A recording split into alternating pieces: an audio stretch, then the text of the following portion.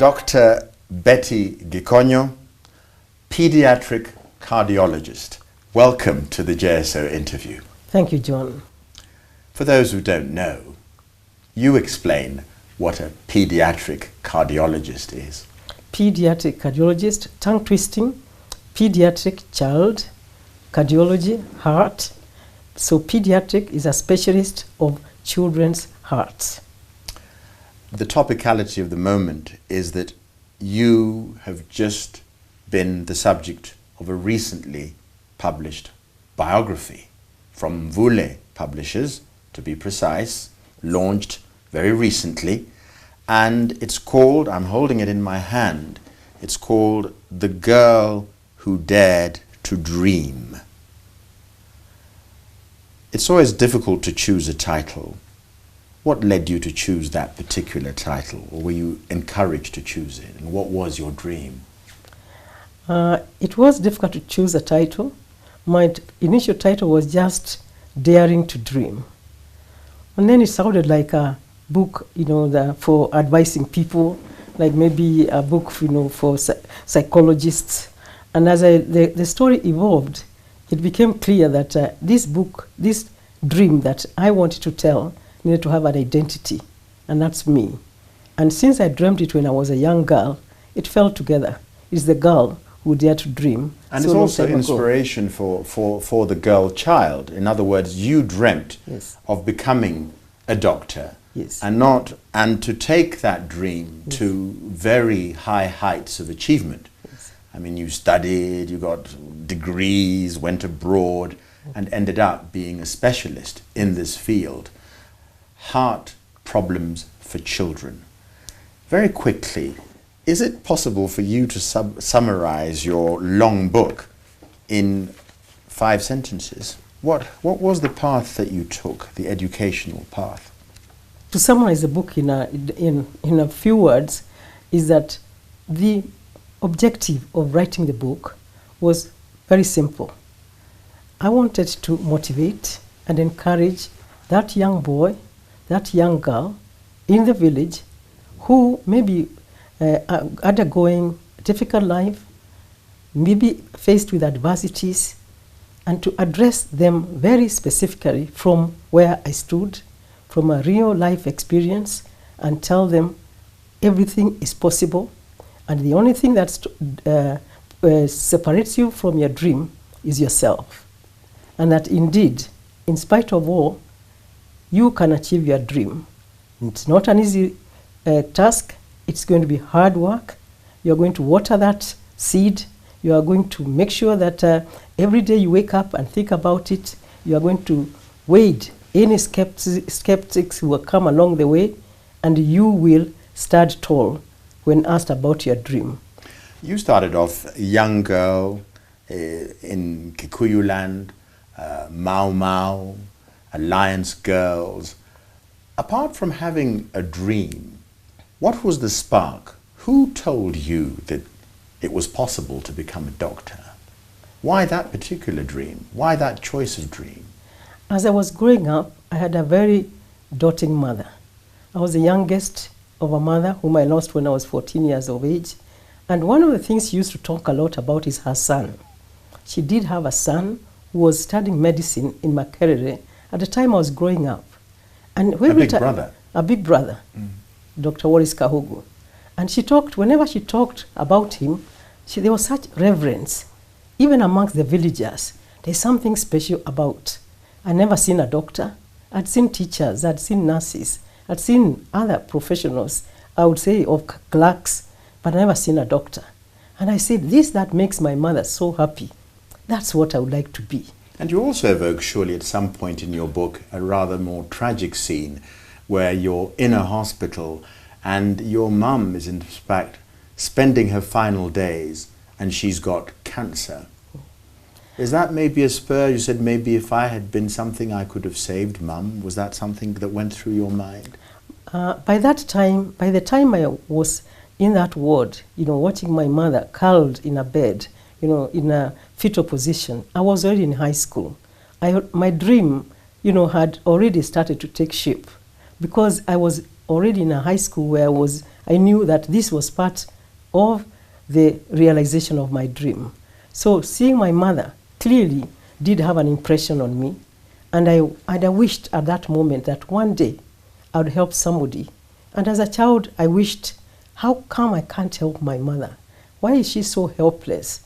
So in my years as a doctor, that picture continues to replay in my mind. And I see other children who may be going through similar experiences. But what I say is that God, in his wisdom, ensured that I left the village environment to go to the Alliance Girls High School before my mother passed on. One of the things that comes when seeing somebody like you of such achievement and talking, first of all, as the girl who dreamed, the girl child who's since become a woman, Yes. is how difficult is it to make this balance between the professional life and the marital and the family life? You married a man who was also a doctor, Dr. Dan Gikonyo. You're both specialists, Yes. and you've got 3 children, Yes. 2 boys and a girl.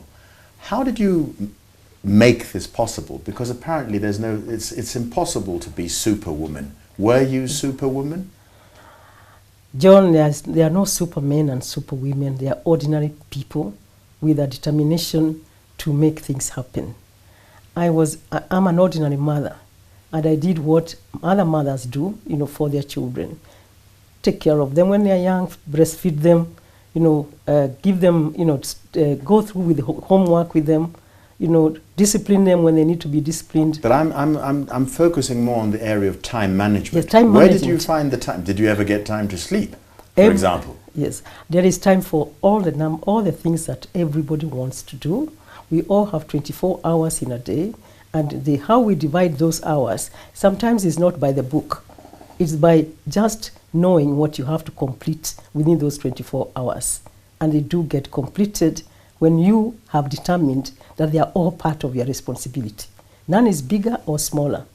Each has its own priority. Every day there is a priority.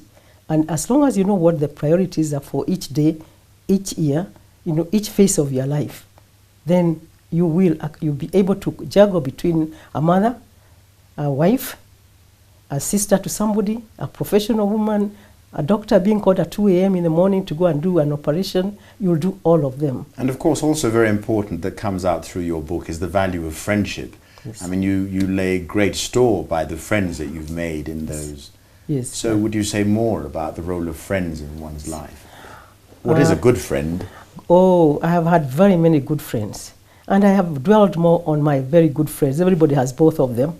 But the thing is to be, I dwelt on, and I think I've emphasized in my own life, those good friends who have contributed, to my welfare, not necessarily, financially, but welfare is very broad. And I really do treasure friends. And the friends I've made in childhood and in high school, in college, are friends that I have kept to date. Friends are such precious pearls in our life. They make us laugh. They share us when we, during sad times. But when all is said and done, you are not complete without friends and family. Let's switch slightly. Yes. In that time, you've gone through the motions of being employed, getting a salary, and at the peak of your career, you and your husband have actually set up a hospital yourselves, obviously with the help of others. Yes. And you've also gone into the whole area of philanthropy by organizing a heart-to-heart run to raise money for free operations. I want to draw you on this idea of health care in the country in general. And let's get one question out of the way very quickly before you comment on the national scale. And that is, at one point it's very possible to become rich. It's expensive to get medicine. You've got your own hospital. It costs hundreds of thousands of shillings to get there. So you're living a wonderful life through your skills, and perhaps you're not doing as much as you could for the general public. I would disagree with that. I am not doing for the general public, while at the same time taking cognizance of the fact that when God blesses you, it is His will to bless you. But as you get blessed, you bless others. In my own little way, I've contributed to the public welfare. I sit at the University Council as a member of council, where I, been sitting there for the last 11 years, University of Nairobi Council, helping shape the policies of university education. I've worked in a public health board, Nairobi Health Management Board, for 6 years when I was the chair, and saw the transformation of the Nairobi City Health Services, from moribund facilities to services that today, are. I don't take all the credit, but I was the chair, and therefore I was leading the team. Whenever I can, through the Heart to Heart Foundation, I have found avenues to help, the needy, and not just the sick children. I've gone out into 33 health centers, 5 provinces, to teach about prevention of heart disease in children. So, in my own in a little way, I have done what I could for the public. And to give back. And to give back.